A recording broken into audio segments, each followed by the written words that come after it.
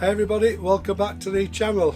Now in this week's video I'm going to try and create paper negatives that can rival under certain circumstances the quality of a film negative. They're not going to be any good for you, sports photography, because we're always going to be working with low ISOs, and we can have a little problem with the EV light altering the exposures, but to all intents and purposes, if you get it right, you will be able to get some really good sharp pictures using a camera with a lens, not like I did in my last video where I made my own pinhole camera, but a camera with a lens. You're going to create some very sharp images that have this lovely contrast, that show detail in the shadows, in the highlights, etc. But to do that, to be able to do that, you have certain things that you have to do to the paper, and in this video I'm going to show you how to do that. Then we're going to go out, take the pictures, develop the paper negatives, and we're going to see what we come up with. So the two main things that you have to do, you have to test the batch of paper that you're using. Each batch will be slightly different, but you have to test its ISO rating. Now in a previous video I didn't do that, I guessed it with the paper negative, and I got a decent image. The contrast was okay, but I think that's because I used an actual pinhole camera. But in this video I don't want to be guessing. I want to know what I'm going to get with the correct ISO, and also by doing certain things to the paper prior to the image, I want to get that shadow detail and that highlight detail using a camera that has a lens attached to it rather than a pinhole camera. So I'm going to show you in the video how to what we call flash the paper. That will help to get the tonal range within the paper negative, how to test the ISO of the paper, and then go out and take the exposures and see what we come up with, and hopefully, fingers crossed, we get some really nice pictures. So first of all, I'll show you about flashing the paper and how it helps to actually give you a better chance of capturing the shadow and the highlight detail. So we'll move over to the enlarger. I'm not going to show all this in real time in red light. The video is going to be far too long, but it will give you an idea. So what I'm going to show you here, just imagine that I'm under the red light situation. Right, in this part of the video we're going to what we call flash the photographic paper. Now you might ask why do that?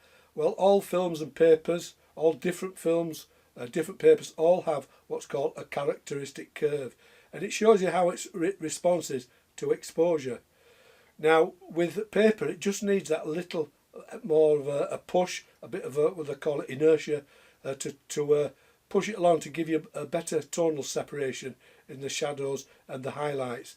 And by flashing the paper, that's what it does. It gives you a better chance of getting detail in your shadows and the highlights, and it also it can expand the tonal range of the paper negative. So it's important that you do that, otherwise you're not going to get decent paper negatives. Now the first thing you're going to need is a light source, and the light source that I'm using in this example is my enlarger. Now keep in mind I've already done this test under red safe light and I've got the results, but as I said before, I'm not going to show you me doing it under red safe light because you won't see a thing. I'm doing it in video light, and hopefully you'll be able to understand what we're trying to achieve. So I've got my head set to 20 1/4. If you've got any filtration or colour head, mine's got a multi-grade head, move the lever to remove all that filtration. The lens I'm using is an 80mm lens. That gives me the coverage I need, and I'll stop it down to its smallest f-stop of f32. This enlarger has got a neutral density filter built in. It goes from 0 to 60. The more I dial in, the less light hits the image, but for the first test I'm going to leave that at 0. So I cut my first test strip up and placed it underneath the easel.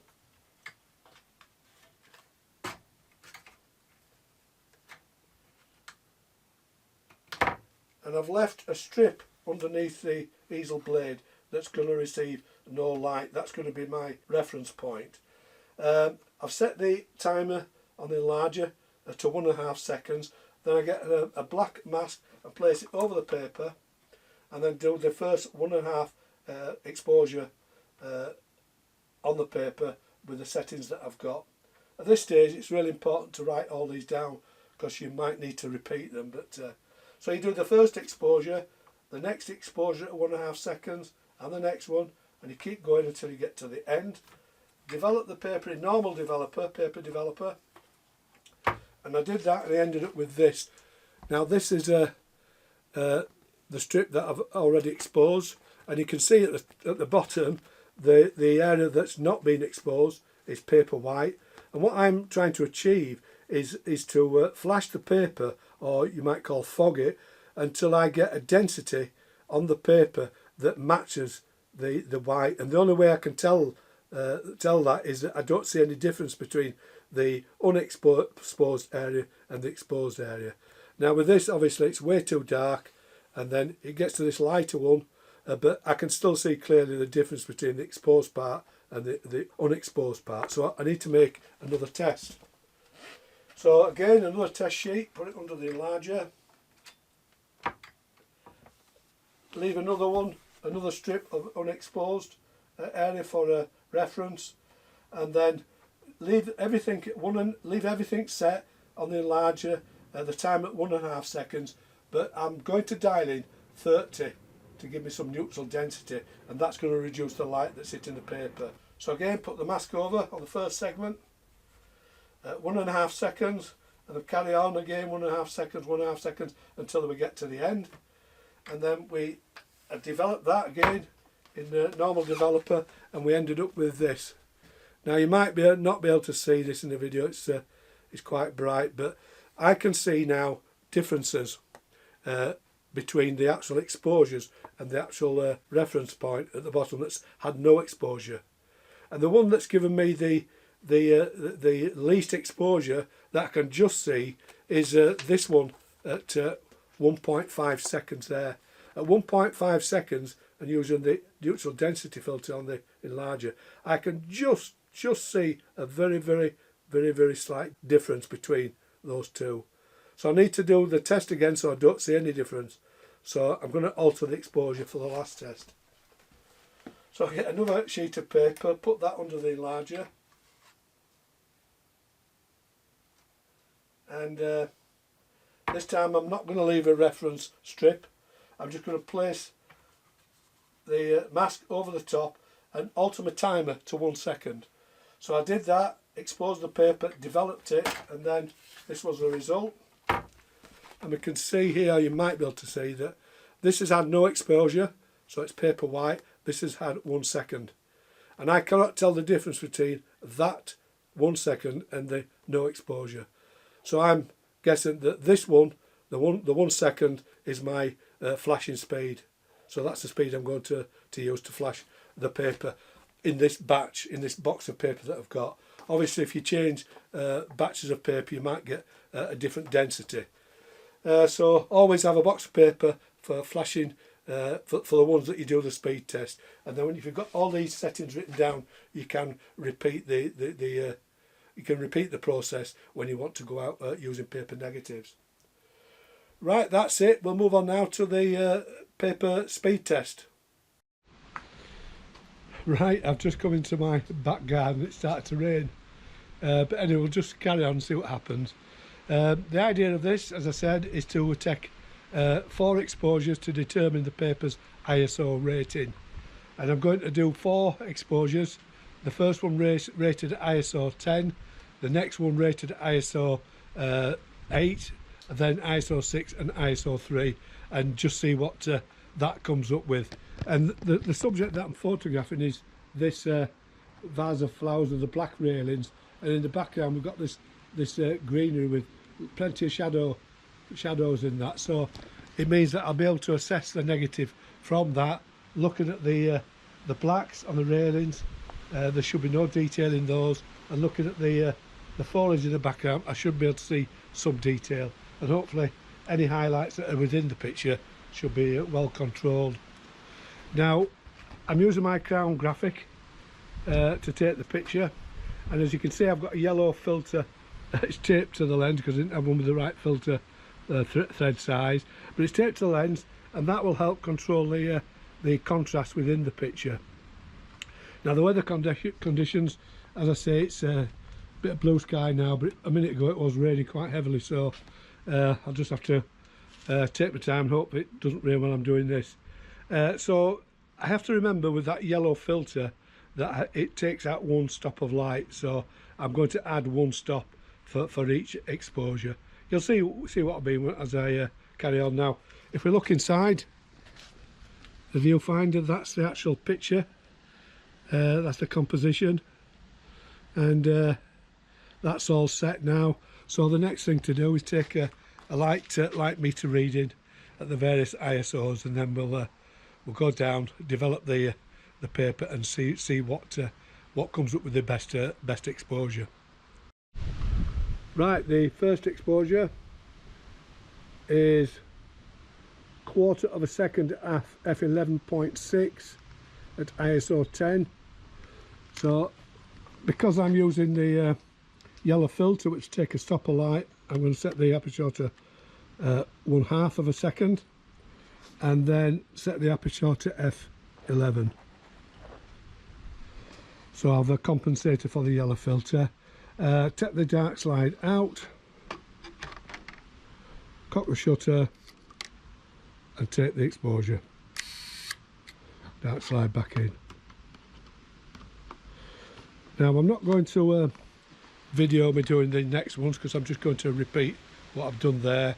The next ones will be ISO 8, then 6, then 3, and from that I should be able to make a decision what the ISO I want to be shooting this paper at.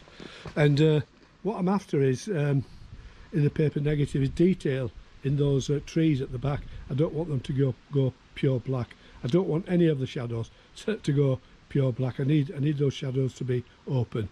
And hopefully the flashing of the paper is going to help me with that, which I'm sure it will. Also, we've got these black railings in front of the plant pot.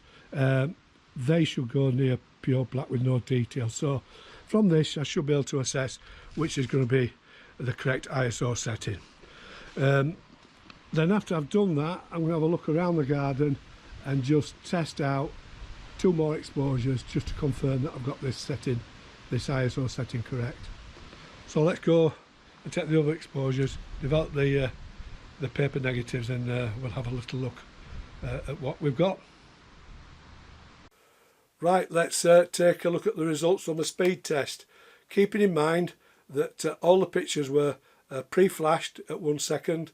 They were developed in a film developer, Adox Adenol 1:100, and I used a yellow filter for all the exposures. So all those 3 elements should help in making a really nice paper negative. But let's look at the test. This is ISO 10. As you can see, it's really underexposed. It's too fast. ISO 8. Now that's getting better. I got quite excited when I saw this one. It's just too thin, but it's getting there. And then there's ISO 6. I made a complete pig's ear of this. I didn't push the film holder fully in, so I've got a massive light leak. So I can't make a judgment from that. But I carried on. I did one at ISO 3, and this is the one. This is what I'm after, and I think those 3 elements that I've just talked about have worked. We've got detail in the background where the trees are, shadow detail. We've shadow detail down in the plant pot itself. But let's take a closer look, and I think that the speed rating wants to be about ISO 3. But let's take a closer look and confirm that. Right, this is a paper negative at ISO 3. The only thing I've done in Photoshop is converted it from a negative to a positive. I've just noticed that the orientation is not correct, so I'll just flip the canvas. That's correct now. Now let's take a look at the sharpness. View it to 100%. Remember, these are small files. That seems absolutely great, really nice and sharp, nearly as sharp as a 4x5 film camera.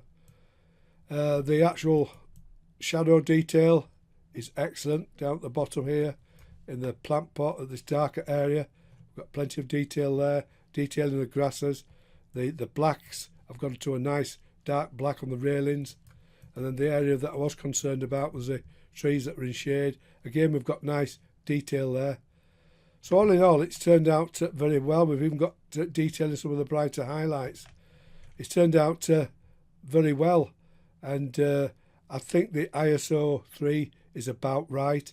I do like the softer contrast in that, because it means that I can increase the contrast. If you've got too much contrast in a negative, it's very difficult to get out.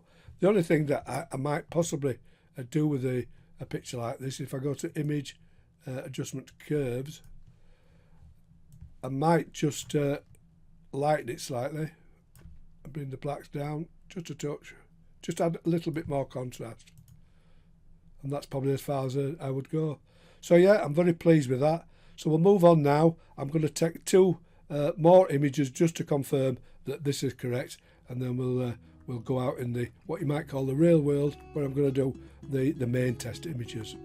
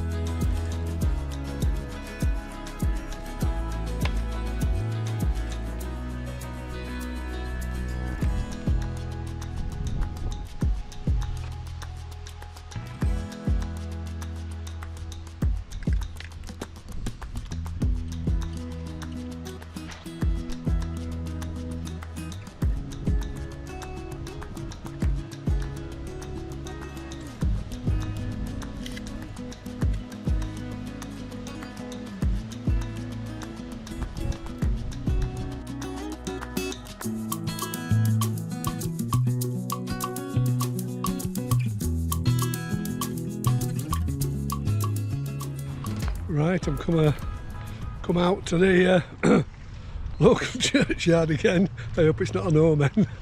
I've been here before. If you follow my channel, you'll recognise what I'm going to photograph. It's another angel. The last time I did it was with my pinhole camera. So I'm going to try it with the paper negative and see what it comes up like. That's the angel in question there. And we're going to get a totally different look than what we did from the pinhole camera. We're going to get an out of focus background, etc. And it'd be interesting to see how the actual paper negative copes with this bright sky. So get the camera set up and take the first exposure. Right, got the camera actually all set up, and the only thing with this picture that the background slopes to the vertical of the statue, but there's not a lot I can do about that. And this is the actual image, so the viewfinder of the Crown graphic. Don't know if you can see that. So the next thing to do is take a light reading, put the dark slide in and take the picture. So I'm going to do that now. Right, the exposure is half a second at 8.6. I've got that set up, the shutter's cocked and ready to fire, so the light's just about right now. Let's take the dark slide out and take this shot. So that's the first one. Hope that's going to turn out, and I'll find somewhere else. I might just do this at a different angle. We'll just have a little look about. Right, got another angle now. Look through there, you might be able to see it. That's through the GoPro. So a little bit more dynamic. So I'll take a exposure reading and I'll take this picture. Right, got the shutter set to B, 11.6 aperture. I always double check things. Cock the shutter, take out the dark slide,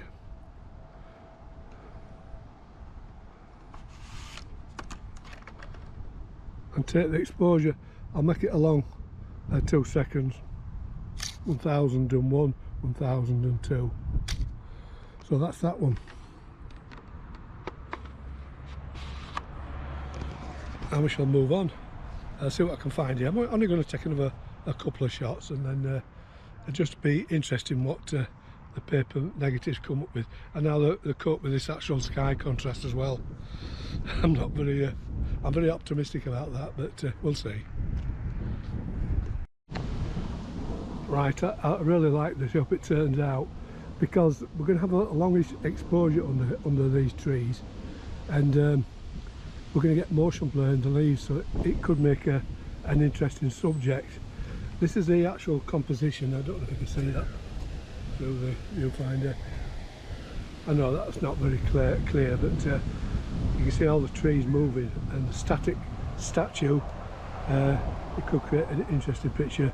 It's going to be a long exposure, and hopefully the paper's not going to I don't know what it'll do if it goes for a long exposure. It should be okay.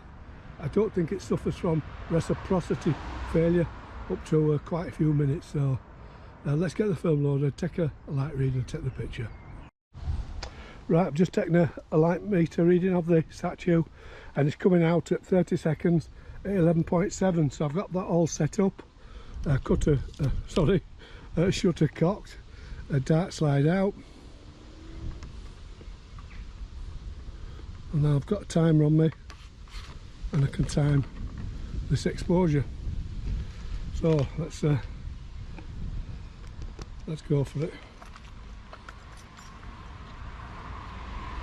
Timer set. Go.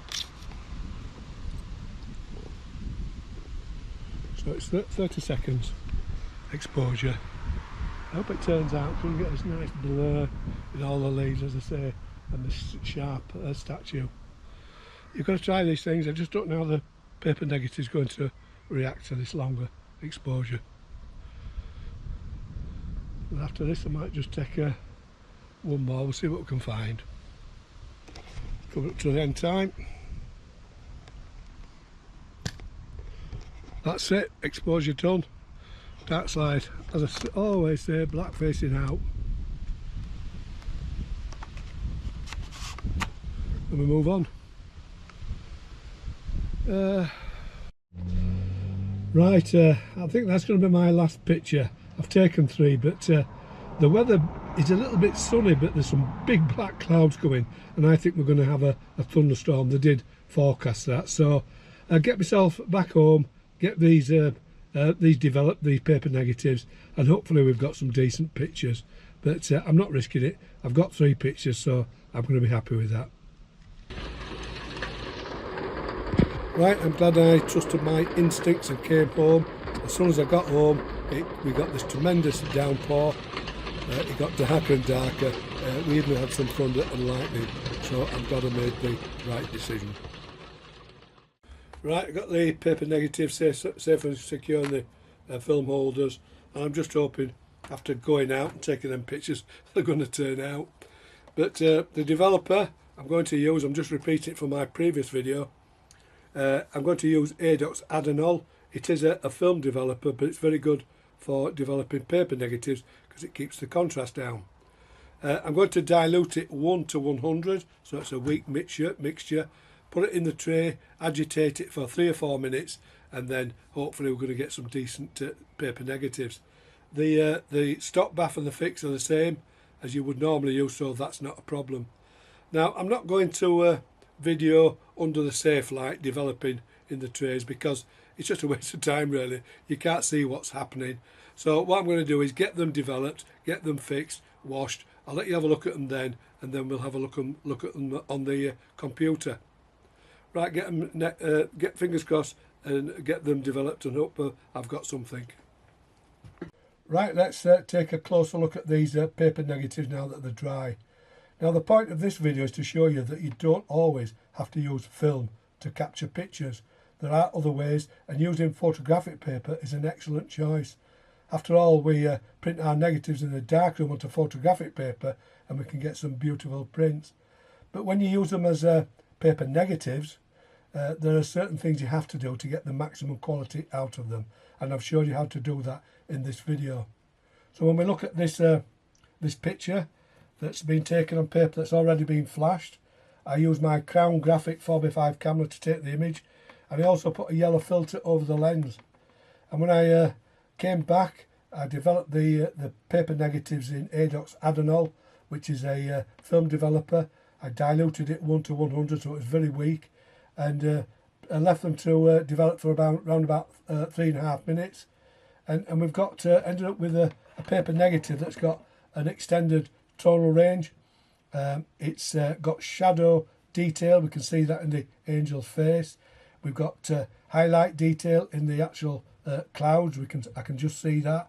With shadow detail in the background. All in all, it's quite nice, and I think this will make a nice photographic print. So let's look at the next one. Again, as I say, on flashed paper and developed in Adenol. This was more of a tricky picture because I was pointing the camera up to the sky, and the dynamic range between the face of the angel and the sky must have been quite large, and I think a film camera would have struggled with that. But I've managed to get some detail there. We can see detail in the trees at the bottom, and all in all, for a difficult subject and for a paper negative, it's come out very well, and I think that will make a nice print, but there'll be a little bit more work involved than the other one. And then we look at this last one. It's the statue under the tree. Again, I'm very pleased the way it's turned out. We've got this very bright area at the left hand side, and we've got the darker area of the statue under the tree, and I can see, looking at that I've got detail in those highlight areas, and I've also got detail in the shadow areas. So I think again this will make an interesting print, and it's very difficult situation, exposure for even film. So for a paper negative to capture most of it, it's done very well, and it shows that the flashing of the paper, using finding out its true ISO, developing it in a film developer like ADOX Adenol at a very dilution, and using a yellow filter on the camera. All those things helps you get the best out of a paper negative. So let's have a look at the actual edited pictures and see what you think.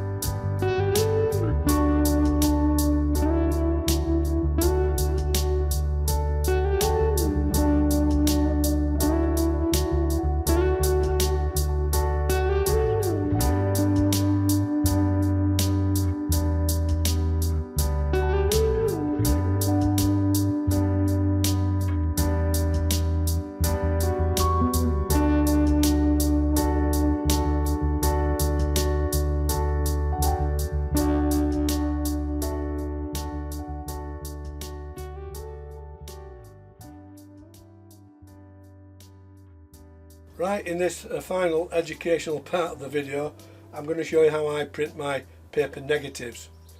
Now, I'm not going to do the actual developing under red safe light because it just takes too long and you're not going to see much. But I will show you me working on the enlarger in the red safe light, just to show you how I work. But for this part, I'm doing it under video light because I want to show you exactly how I'm setting all this up. Now, the previous images were created, what you call the hybrid process, where the paper negatives were developed in a darkroom, dried, then they were scanned and put onto the computer, and then you edit them in, say, Photoshop, etc., and you can output them on your inkjet printer. Now, the beauty of working that way is that I did an image, it's about 4 or 5 weeks ago, where I photographed with my Pinot camera that I made an angel on the tombstone, and the negative, paper negative that I photographed it on was around about this size, and I ended up with a print at 16 by 12. So you've got that option when you're working what you might call digitally, but when you're working in a darkroom, if your paper negative is 4x5, say like that, when you contact print it in the darkroom, that's going to be its size. You're not going to get it any bigger. But they both have the merits and good points and bad points, but it will also show you that I'm not going to do all the images, but on this particular image, that I haven't heavily manipulated the scanned paper negative. I've just tried to work as I would in the darkroom, and the print that I do will show you that. I can show you them side by side. They will look slightly different, but they're different mediums, different ways of working. I think working on the computer is easier because we've access to masking options, etc. Where we working this way, we have to use dodge and burn, etc. Different grades of paper. But this is a setup. Now, when you are going to contact print, say that's your photographic paper and that's your paper negative, they have to sit together like that, and they have to be tight together, emulsion to emulsion, for it to work correctly. So you need some way of holding those two pieces of paper together tightly, and the way to do it is use glass. Now this, I'm lucky to have this. This is a Epsom fluid mount. It's for scanning negatives, wet as I might call it, and this is great for doing small paper negatives. So I cut my paper at this size so it fits into the fluid mount, and then I've taped some glass. It's hinged with some tape at the back, and I place the paper negative underneath like that, and then close the lid. And now they're both flat where the emulsion is touching one another, and then you start to do your editing. So what I'm going to do is I'm going to show you now under red Safelite how I did my test strip, and then how I did the final image. It's all great fun. Paper negatives are quite versatile when you've got both the hybrid workflow and this workflow where you're pure analog. So let me show you doing the test strip and the finished print under the red Safelite, then I'll show you them.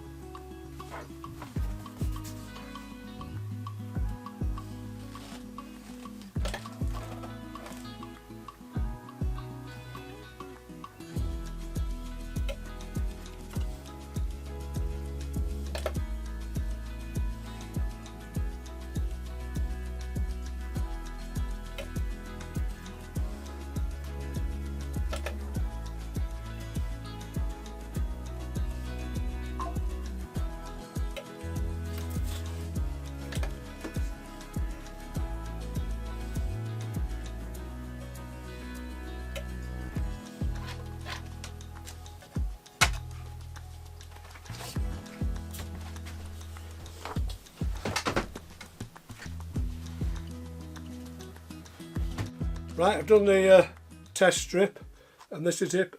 I hope you can see it. There are reflections there, but I did the test strips in 6-second increments, so it's 6, 12, 18, 24, and it was on a grade 2 multigrade paper. I like the 24 seconds because I've got density in the sky, although you might not be able to see it here.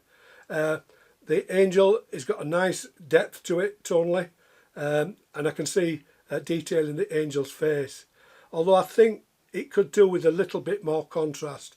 So what I might do is up the grade to 2.5. It's only a small step, but it will make a difference.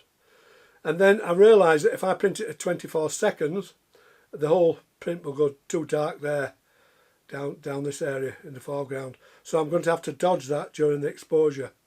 And then what I'll do is, to get more detail in the sky, I need to, after I've done the initial exposure and the dodge, I then need to change the paper grade, so we're really split grading, to grade O, and then dodge the foreground and the statue itself and burn in the edges and burn in the sky a little bit, just to show more detail.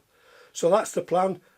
Grade 2.5, 24 exposure, dodging this area at the bottom for around about 8 or 9 seconds during that exposure, then changing the filtration to grade O, and then just burning in by dodging the statue and this foreground here, just dodging it like that, and then just burning in this air to get more depth and detail into the sky.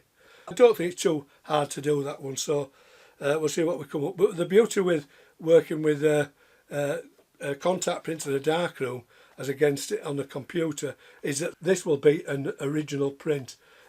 Every one that I do will be slightly different, where on the computer, once you make that file, it's repeatable, exactly the same every time. So they are quite unique, any prints that are done in a darkroom. Right, let's do the final print and see how that turns out.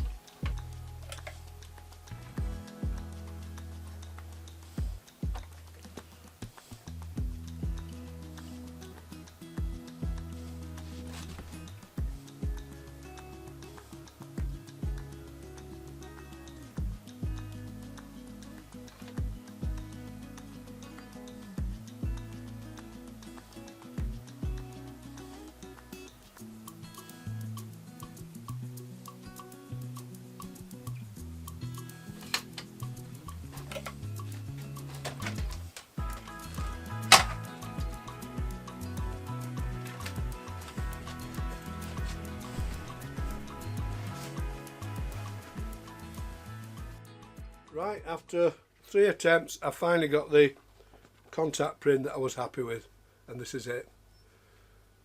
This is printed on Ilford multigrade deluxe glossy paper. It's printed on a 2.5 grade filter.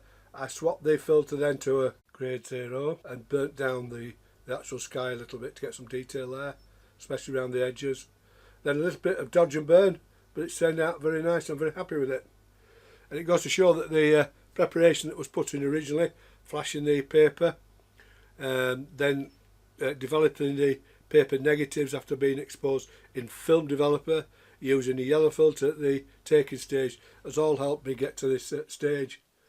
As I say, with the detail I've got in the highlights and in the shadows and the tonal range, and that applies these days on the computer, because we have that ability now to scan paper negatives and get them on the computer like you would do with film, and you can work on there and create images and print on different papers. I love to print on matte papers for my computer.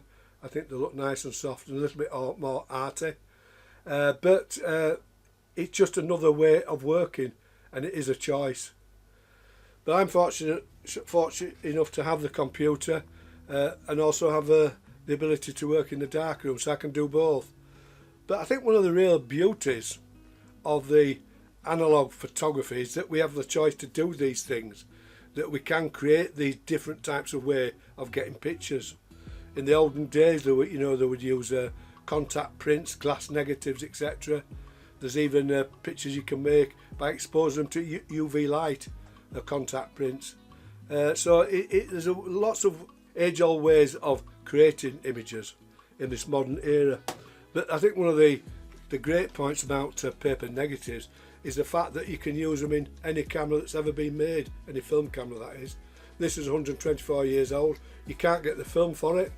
I've sort of modified this to use film, but I can at some stage take it out and put a paper negative in and get a picture even when the film is no longer available. As I say, that applies to any film camera. But the only thing with these sort of cameras, that once you've taken the exposure, you have to find some way, especially if you're out in the field, of getting that paper negative out and putting a new one in. It can slow you down that way, and that's why I think using a large format camera, it's a lot easier, because you're basically working like you would with large format film. They're encased within those film holders, and you're unrestricted to the amount of film holders that you take out, to how many pictures you take. So all in all, it's a great way of creating images, and I would highly recommend it to anybody to have a go at this, and just stop using film for a bit and try using paper negatives, because I don't know if you can see these clearly. Well, you can see these ones on the screen. The quality of this is absolutely wonderful, and I don't think it will be any better, especially at this size, if you use film. So it is an alternative to film, and film's getting really expensive these days. So it pays to sometimes to experiment with paper negatives and see what you can get. Right, that is the end of the video. I hope you enjoyed it. If you did, please give me a thumbs up, a like. Better still, subscribe to my channel. If you have any questions, leave them below and I'll get back to you. As I always say, stay safe, and I'll see you all in the next video. The paper negative.